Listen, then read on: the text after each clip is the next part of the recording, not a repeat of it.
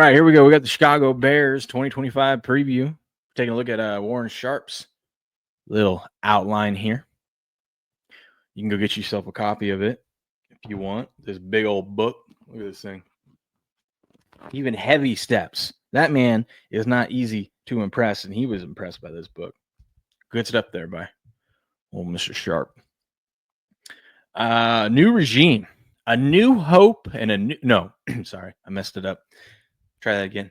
A new pope and a new hope in Chicago. Ben Johnson and his crew, first year there, they're projected at 8.5 wins for the season. I think I'm taking the under. Dude, Caleb Williams has been getting trashed online. Like, I always think it's funny when people post like either good plays or bad plays from training camp because it's just one play, and it's training camp. But it makes it seem like everything they've done has been horrible, Everything that's been done has been horrible, and they're the worst person ever. Key players they lost. Keenan Allen is not re-signed. Keenan Allen is not re-signed with anyone that I know of, which is kind of crazy. Or that man's just going to retire. DeMarcus Walker, Coleman Shelton went to the Rams. Gerald Everett, their tight end, is gone. Darrell Taylor. Let's see, who else did they lose? Mercedes Lewis was on their team last year. That guy's still in the league.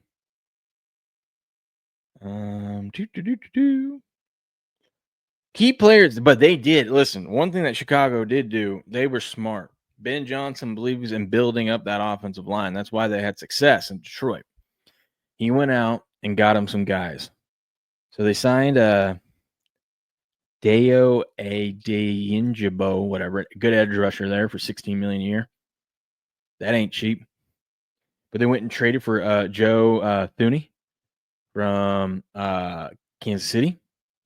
Then they went and traded with the Ravens for Jonah Jackson. So they got a left guard and a right guard there to beef up that offensive line. They signed Drew Dahlman at center, which is great. This is all great. They went and got some veteran linemen, protect your quarterback, your young guy, right?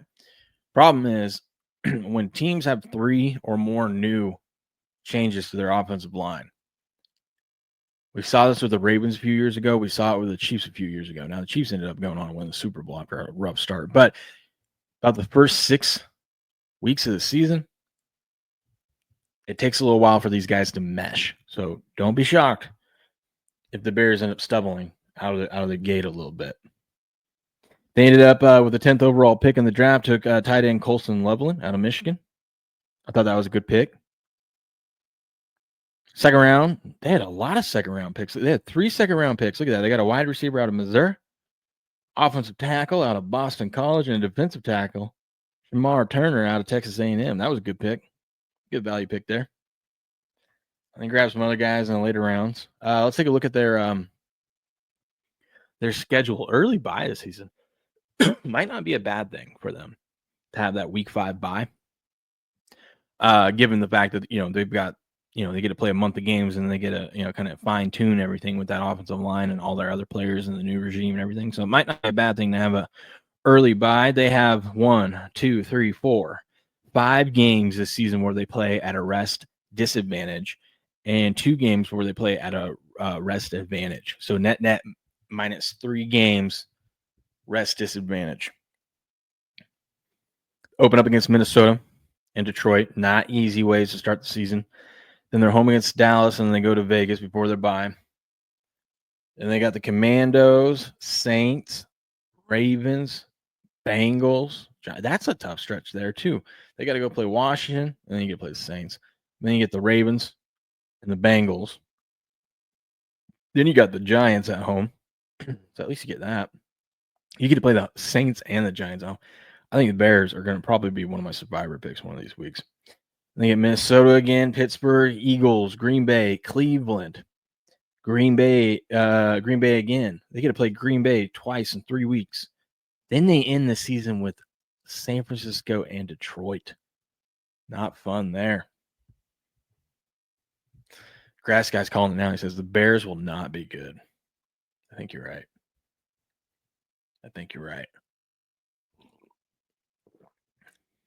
I think Warren Sharp's a fan of this team because he basically goes on for like the first 3 pages talking about how we can't blame Caleb Williams for last year.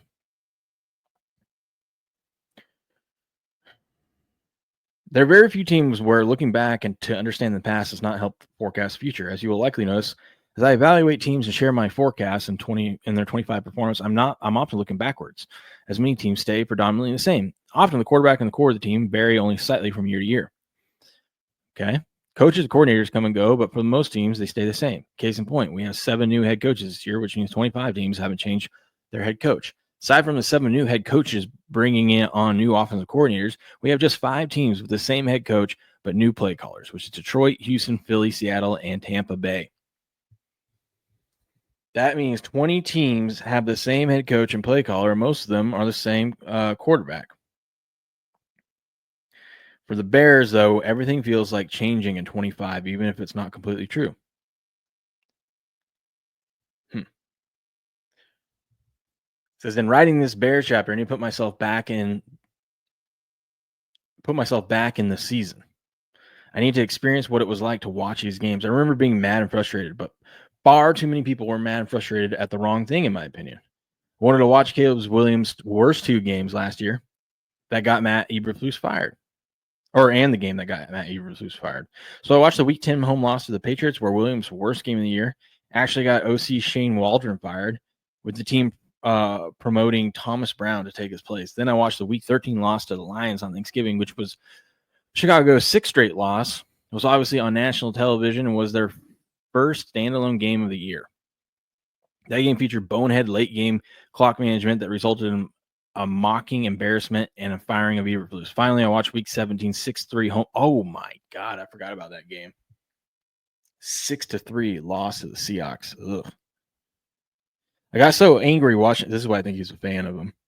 I got so angry watching all of these games, but this one against the Seahawks was particularly frustrating. I recorded a live show that Friday and spent the first segment of the game I found the show on my YouTube channel, Sharp Football Analysis.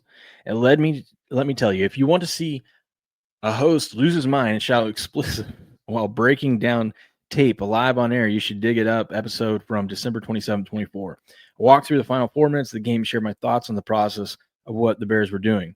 The head coach was gone. The offensive coordinator was gone. The Bears were 4-11. It was one day after Christmas. Who cares that they played, right? These are meaningless games. But here was the problem. Caleb Williams was there, and he was the scapegoat. He took all the blame. Don't believe me? Run some Caleb Williams searches on X from the night of that game. It made me mad. I let my emotions get the best of me on stream, in a stream of consciousness rant the next day. And this is what he said. People who are saying Caleb Williams has no awareness. He is the worst first pick. He is a bust. The kid right here does not deserve an offense like this. Now, I don't know if Caleb Williams is going to turn into what people hoped he would be or not, but I do know what I do know is there is not a single rookie quarterback in the NFL who would have been able to survive, let alone thrive in a situation that Caleb Williams has been put in Chicago. It should never have happened in the first place. Matt Eberflus should have never been the head coach for the first overall draft pick. This is the most precious commodity. You remember 2 years ago, the way that everyone was talking about Caleb Williams, about the generational type talent. You have to set things up for him, like you are raising a Messiah. You have to pave every path for him so that he can have the easiest road possible to travel for your franchise. And the Bears did nothing. I mean, or he's supposed to be this great guy. I'm not saying he had an easy kick at the can last year, but I mean, you're the number 1 overall draft pick, man. You're supposed to put the team on your back. Pave your own path, please. What are we doing? You think anyone paved a path for Tom Brady? Come on now. So he says, if anybody is critical of Caleb Williams after the season, I don't think you're right. You can nitpick here and there, and I will as well in the offseason. I'll break down some of the things that he did well and did poorly. Went deeper, but you get the point. And rather than restating all of that brand new, it feels better to share it in the Ross form, because that is a take which I stood by and then I stand by now. Before digging into more Williams, I'm going to share what I hope the Bears would do from a new coaching. Okay. Blah, blah, blah. He says, thankfully, the Bears did just that. They hired Ben Johnson, the architect of the Detroit Lions' exceptional offense. And that's what we will spend the crux of this chapter discussing. Oh boy, can't wait. Because I really don't care to deep dive into everything Williams did poorly last year. Thank you too. I don't care about talking about that either. Everything around him this year is going to be improved, particularly scheme, strategy, and intent. One bet that I wrote down, got it in my wallet here. Let me double check, make sure. One bet. So Matt Eberflus came out, or not Matt Eberflus. What's his name? Ben Johnson came out and said that he wants Caleb Williams to complete 70% of his passes. And if you look, a lot of the schemes and stuff is passes at or behind the line of scrimmage. It's just the way the NFL is going. So one, wrote down on my little props to look out for week one.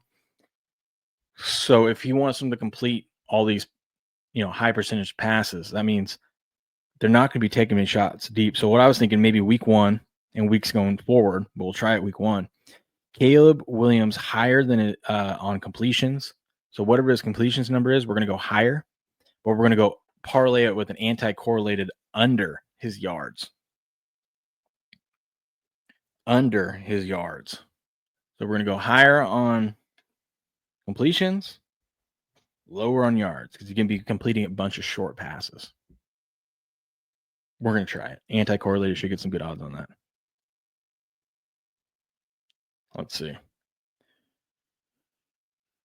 One of the first things Johnson did when he took over was to do what helps a QB most, and that is an offensive line. Running backs and receivers contribute on certain plays, but offensive line contribute on every play, be it with pass protection or run blocking. That is very deep analysis there. Very deep football stuff right there. During the 25 NFL free agency period, the Chicago Bears made an aggressive move to rebuild the interior of their offensive line. We talked about that earlier. They traded for 2 guards. They got Joe Thuney from Kansas City. And they went and got no, it wasn't the Ravens. It was the Rams. Why do I always think the Ravens? They traded with the Rams to get Jonah Jackson, former Pro Bowler, ties with Johnson from their time together in Detroit.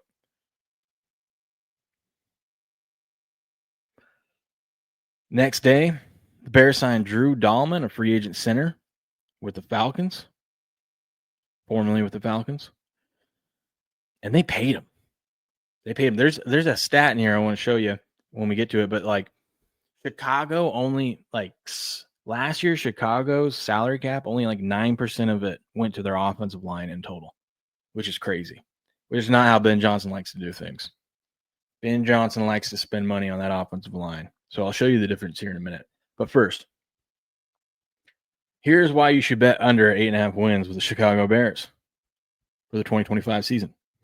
The 24 Bears tended to surrender big plays, allowing opposing offenses to gain 20 or more yards on 6.7% of all defensive plays, the 4th highest rate in the league. Chicago tied Denver and Detroit for the 9th most offensive takeaways in 24, forcing 24 total turnovers. 13 of the 24 were fumble recoveries, pointing to some luck in that category. After playing the 3rd easiest schedule of teams in 24, the Bears are set to face the 7th most difficult schedule in 25. Their division is populated by 3 heavy-hitting NFC North squads that all post double-digit wins last season. That's not good. But here's why you should be optimistic and bet over 8.5 wins on the Chicago Bears for the 25 season. While they had their fair share of issues bottling up the run, Chicago's defense stood tall against opposing passing attacks, allowing the fewest passing touchdowns and earning the 3rd highest defensive EPA per pass. They were especially effective holding offenses in the red zone situations, allowing scores on just 46% of drives inside the 20. Despite a relatively low completion percentage, Caleb Williams did achieve one of the league's best touchdown-to-interception ratios, passing 20 touchdowns with just 7 interceptions across 17 starts as a rookie. GM Ryan Poles did what he could to help the young quarterback this offseason, hiring Ben Johnson as head coach, upgrading the interior of the offensive line, and drafting 2 more pass catchers with his first 2 picks. Interesting. Very, very interesting.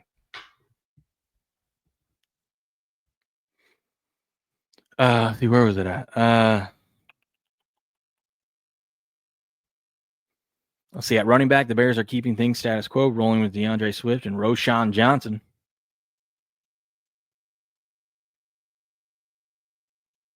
The receiving core was the team's highest ranked group, finishing 7th in our voting. DJ Moore remains the team's top. I forgot DJ Moore's there. But they have a lot of young talent with Rome Odunze, Colston Loveland, and Luther Burden. Let's see.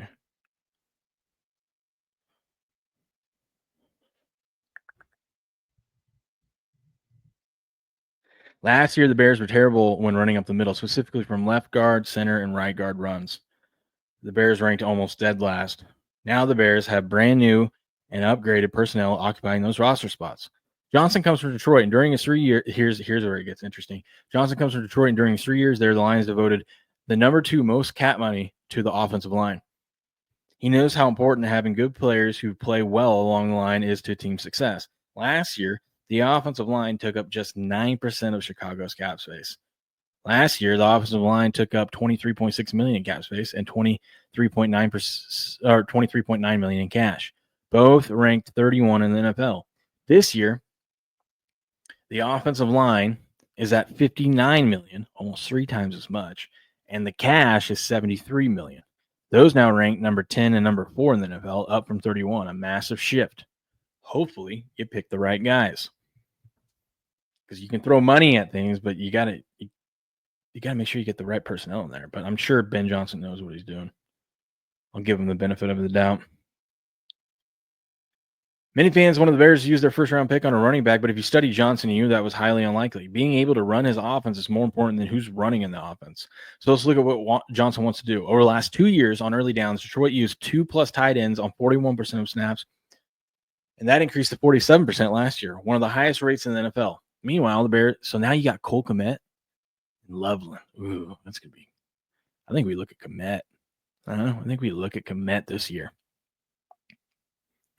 Tight ends were the afterthought in the Bears' offense last season. Chicago targeted tight ends only 13% of the time, which was 30th in the league. Trust me, I know. Kmet was on my freaking fantasy team. Cole Kmet averaged just 2.8 catches per game for 27 yards. That's not good. That's not good. Look at all these charts. I love the charts.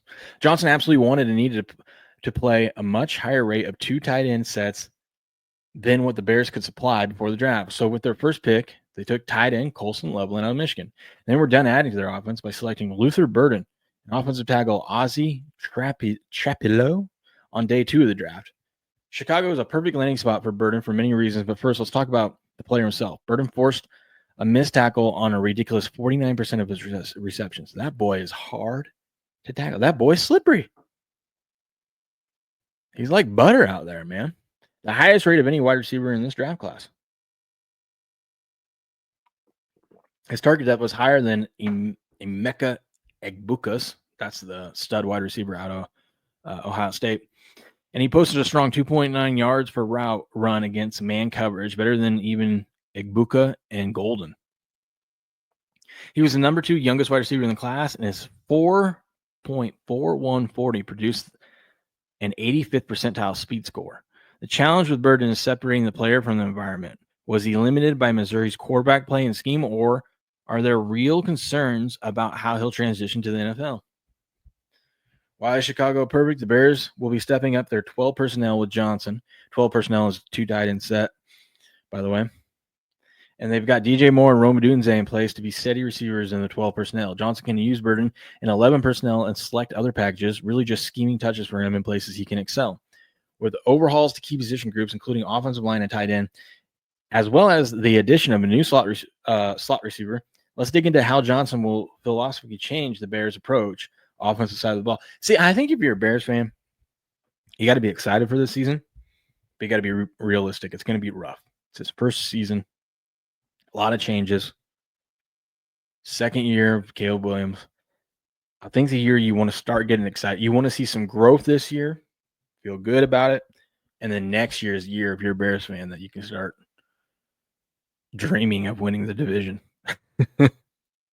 Like all of us fans do. Let's see.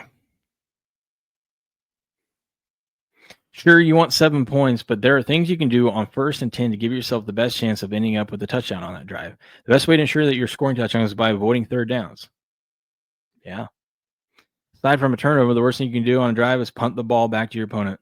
That happens on fourth down after a failure on third down. If you never get into third down, you never have an opportunity to fail on third down. This is highly sophisticated stuff here. Sounds simple, but in 25, I can't tell you how many coaches don't seem to grasp that concept. Naturally, late in the game, your priority shifts based on game state. But in the first half, if an offense is focused on bypassing third downs, it generally leads to solid results and optimal game slates in the second half. The Lions ranked second in the rate at which a set of downs led to a third down. The Bears ranked 30th. Lions last year were second first down rate on first half early downs. The Bears ranked 27th. That said, the Lions were not coming out on early downs in the first half and chucking the ball downfield. The Lions had a 49% pass rate on first half early downs, which was number 30th in the NFL. They ran the ball 51% of the time and were the number one best team when running the ball. Well, it's because they have a good offensive line. They ran the ball from under center 76% of the time. Damn. 59% of these runs came with two or fewer wide receivers on the field.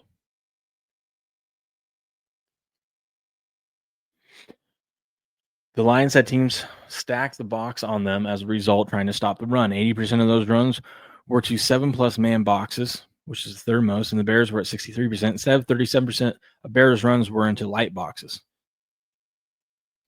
Okay.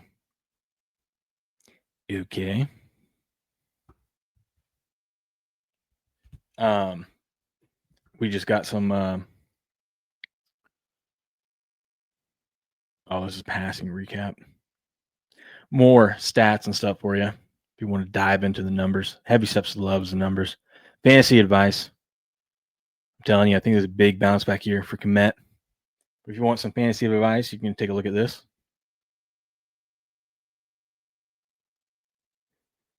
Plus, they got, oh man, it's going to be great. Ooh, let's take a look at the defensive side of the ball. This Bears struggled against the run in 24, allowing 4.9 yards per carry. They ranked 26th in yards before contact allowed on those carries, 39th in yards after contact allowed, and 29th in rushing touchdowns allowed to running backs. Grady Jarrett was the main addition here after the Falcons cut him in March. Jarrett has 2 Pro Bowls on his resume, but he is not the same player he once was. Javon Dexter is the top returner after playing 670 snaps. And then they added Shamar Turner in the second round. The Bears ranked 8th in pressure rate last season. Montez Sweat led the team with just 5.5 sacks, but his 14.4% pressure rate suggests he should have had more production. Okay. Linebackers weren't great. Despite getting invited to the Pro Bowl, Jalen Johnson took a step back last year.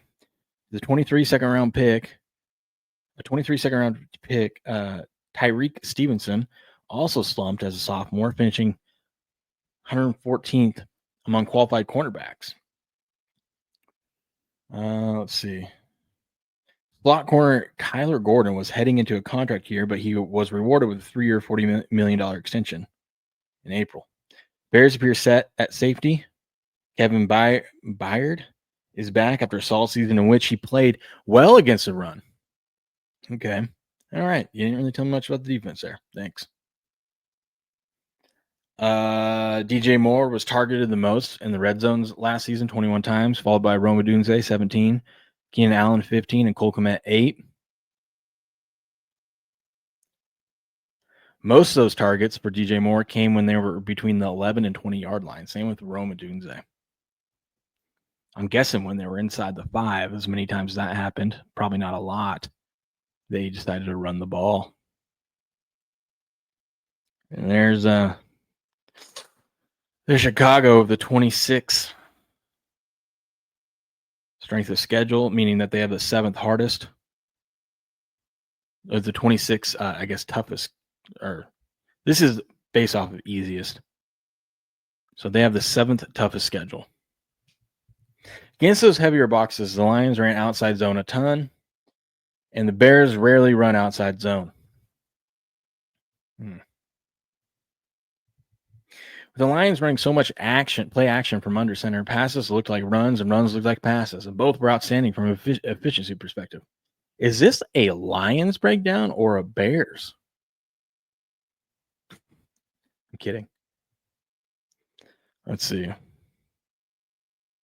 Runs and passes were both elite, and the defense didn't know what to expect because they did not have easily recognizable tendencies. For the Bears, they had Williams as shotgun 80% of his early downs with 3+ wide receivers on the field 79% of the time.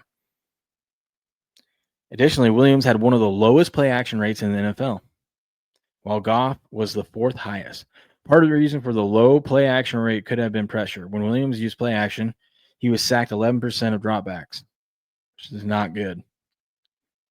Goff was only sacked 2.8% of the time. Johnson will want Williams to be passing the ball with play action at a much higher rate than he was last year, so Johnson will figure out a way to help Williams avoid taking so many detrimental sacks when using it.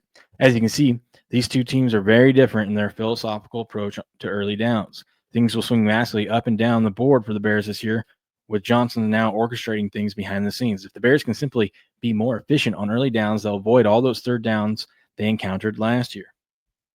That is the plan. That's the hope. A new pope, a new hope here in Chicago.